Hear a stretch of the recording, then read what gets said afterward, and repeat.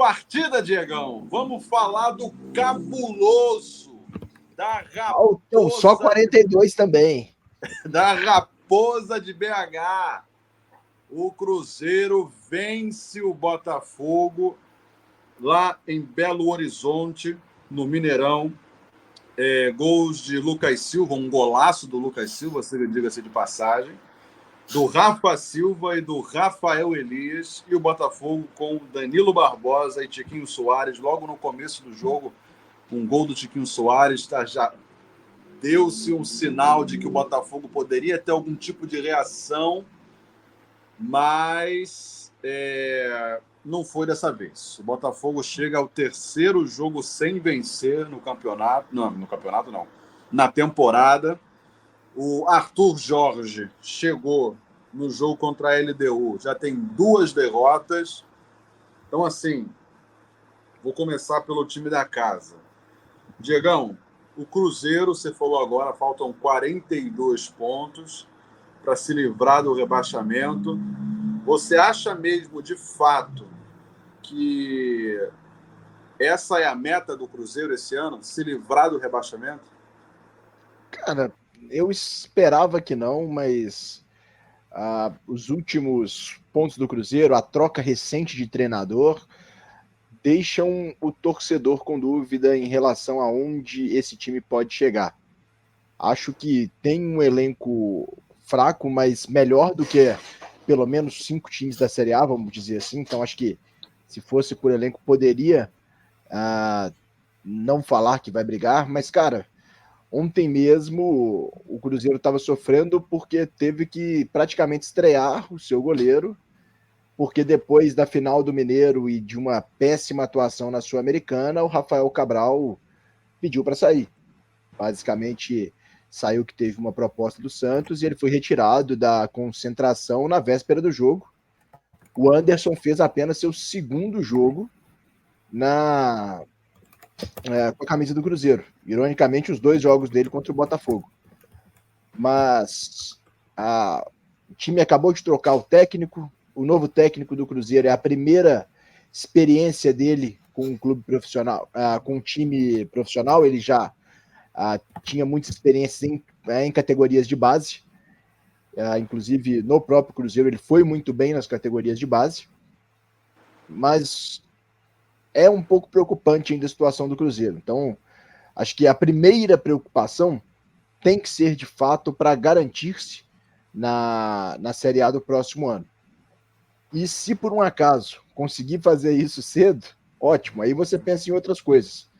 Mas acho que o primeiro passo tem que ser garantir os 45 e da maneira de preferência o mais tranquila possível.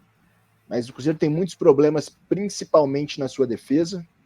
A defesa do Cruzeiro muito exposta, esse próprio primeiro gol do Botafogo, cara, com 3 minutos de jogo, a defesa estar exposta dessa forma é uma falha de marcação absurda. O Cruzeiro toma um empate com um jogador a mais, então um lance de escanteio, um escanteio besta cedido pelo Marlon, mas que o Cruzeiro tinha um jogador a mais naquele momento, após a expulsão do Barbosa, que ficou em campo exato 5 minutos. Ele entrou aos 20 e foi expulso aos 25. Num lance. Oi? Esse é um imbecil. Cara, foi um lance. Assim, o juiz já tinha apitado falta para o Botafogo. Não, sim. Ele me dá uma entrada criminosa no Matheus Pereira, que vale ressaltar que é um pouco ponto lúcido no time do Cruzeiro. Como joga bola o Matheus Pereira, tá?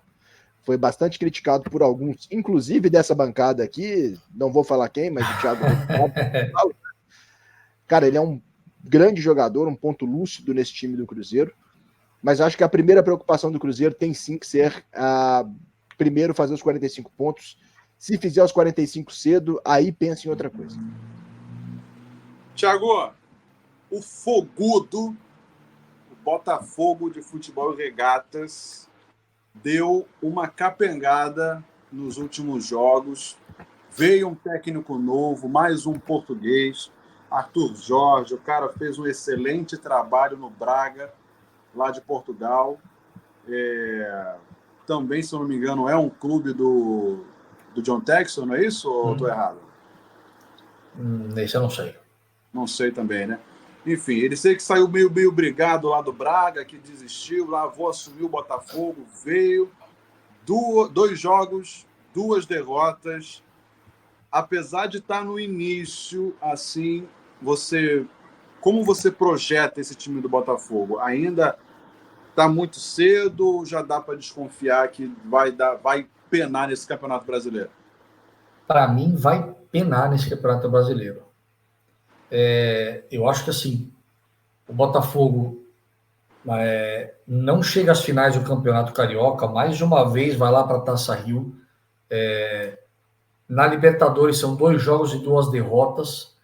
No Brasileirão agora começa botafogando. Eu acho que já está virando um termo isso aí no futebol, porque mais uma vez o Botafogo, diante das dificuldades, tem um resultado ali, empate, está levando um ponto para o Rio de Janeiro e de novo nos acréscimos toma um gol. Então, assim, o clima não está tão legal no Botafogo. Tem aí a mudança de treinador, mas assim, eu acho que o Botafogo continuar jogando dessa maneira, continuar com essa atitude, não vejo o Botafogo, claro, brigando por rebaixamento, mas eu vejo o Botafogo brigando na Sul-Americana ali embaixo. Não me parece que esse time do Botafogo dá sinais de que vai reverter uma situação e algo vai acontecer. Na minha opinião, no Libertadores, as chances são baixíssimas de classificação, depois das 2 derrotas. Claro que o Botafogo até jogou bem, teve mais uma chance com o Júnior Santos quando o jogo estava 1-1, mas assim, depois do que faz o Alexandre Barbosa de entrar e já ser expulso daquela maneira, isso derruba, né, qualquer esquema tático. Ainda assim, você chega ao seu gol e toma de novo, o problema do Botafogo volta a ser a confiança. Então, acho que o Botafogo vai sem confiança de novo, e se não recuperar isso logo, briga, para mim, do meio de tabela para baixo ali, Sul-Americana, e é isso que o Botafogo vai almejar esse ano aí. Esse 2023 que não acaba nunca, meus amigos. Que martírio para o botafoguense. Diego, o Marlon Freitas, ó. É o quê? O Marlon Freitas, ó. Aquela piscadinha eterna. Cara, Diegão, sobre o Marlon Freitas, deixa eu só colocar um ponto interessante, que foi uma mudança na regra que foi aplicada. Você nem ia pegar o gancho. Não, na verdade, isso é um ponto legal, cara, que a FIFA lançou uma mudança na regra para ter protocolos de concussão. Então, agora o Marlon Freitas, ele acabou sendo substituído, e é legal porque o médico, ele manda um cartão vermelho na substituição para poder identificar que, de fato, houve um problema de concussão, ou seja, que o jogador teve um trauma na cabeça e que vai passar pelos protocolos de concussão. O médico, ele depois tem que explicar quais foram os protocolos utilizados, tem que haver algumas mostras do que aconteceu, mas é uma questão legal que a gente está tendo pelo menos uma preocupação com a saúde do jogador, e essa substituição não é considerada dentro das substituições do time no jogo. Então isso acho que foi a primeira vez que aconteceu aqui no Campeonato Brasileiro, com essa questão do Marlon Freitas, que acabou saindo por protocolo de concussão. E aí, na verdade, o primeiro foi o Kahneman. Ambos os times ganham, né? E esse aí, até um ponto legal, que até o Seabra, técnico do Cruzeiro, fez uma mexida extra, né? Que foi a entrada do João Marcelo para segurar o jogo no final.